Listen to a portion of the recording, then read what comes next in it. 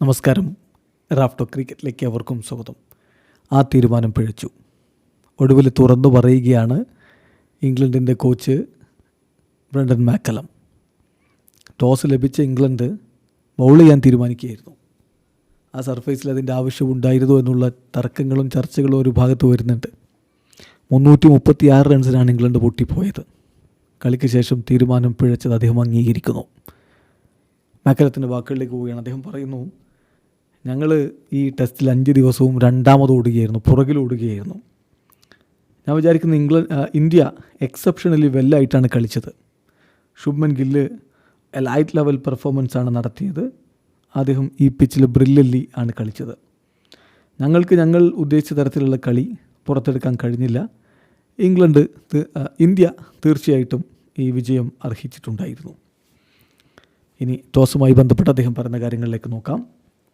കളി പുരോഗമിക്കുമ്പോൾ മനസ്സിലായത്, ടോസിൻ്റെ കാര്യത്തിൽ തിരിഞ്ഞു നോക്കുമ്പോൾ ഞങ്ങൾ അവസരം നഷ്ടപ്പെടുത്തി എന്നൊരു തോന്നൽ തന്നെയാണ് ഞങ്ങൾക്കുണ്ടായത്. വിക്കറ്റ് ഇങ്ങനെ പെരുമാറുമെന്ന് ഞങ്ങൾ കരുതിയിരുന്നില്ല. പ്രോബബ്ലി ഞങ്ങൾ അവിടെ സ്ലൈറ്റ്ലി റോങ് ആയിപ്പോയി ഞങ്ങളുടെ തീരുമാനം. പക്ഷേ ഒരു ഘട്ടത്തിൽ ഇന്ത്യയെ 205 എന്ന രൂപത്തിലേക്ക് ഞങ്ങൾ തള്ളിയിട്ടിരുന്നു. ആ പൊസിഷനിൽ നിന്ന് ഞങ്ങൾക്ക് ക്യാപിറ്റലൈസ് ചെയ്യാൻ പറ്റിയില്ല. നമ്മൾ ടോസ് ലഭിച്ചിട്ട് ബൗൾ ചെയ്യാൻ തീരുമാനിക്കുമ്പോൾ നമ്മൾ എന്താ കരുതുന്നത്, ഓപ്പോസിഷനെ അധികം വലിയ സ്കോറിലേക്ക് പോകാതെ ഒതുക്കാൻ പറ്റുമെന്നില്ല. പക്ഷേ 580 റൺസ് അവർ സ്കോർ ചെയ്തപ്പോൾ ഞങ്ങൾ തീർച്ചയായിട്ടും കളിയിൽ പുറകിലായി പോവുകയായിരുന്നു.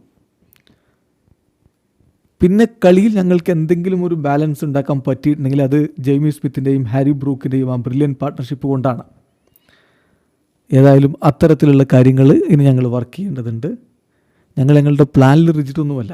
ഞങ്ങൾ വിചാരിച്ചത് ഈ പിച്ച് 5 ദിവസവും ബാറ്റ് ചെയ്യാൻ സുഖകരമായിരിക്കുമെന്നാണ്. പക്ഷേ അങ്ങനെയല്ലെന്ന് പിന്നീട് പ്രൂവ് ചെയ്യപ്പെട്ടു എന്നുകൂടി ഇപ്പോൾ പറയുന്നു ബ്രണ്ടൻ മാക്കലം. എന്തായാലും ടോസ് ലഭിച്ചിട്ട് ബൗൾ ചെയ്യാനെടുത്ത തീരുമാനം തെറ്റിപ്പോയി എന്ന് അദ്ദേഹം സമ്മതിക്കുകയാണ്. വീഡിയോ അവസാനിക്കുന്നു. ക്രിക്കറ്റ് ലോകത്ത് കൂടുതൽ വിശേഷങ്ങളുമായി റാഫ്റ്റോക്സ് എത്താം.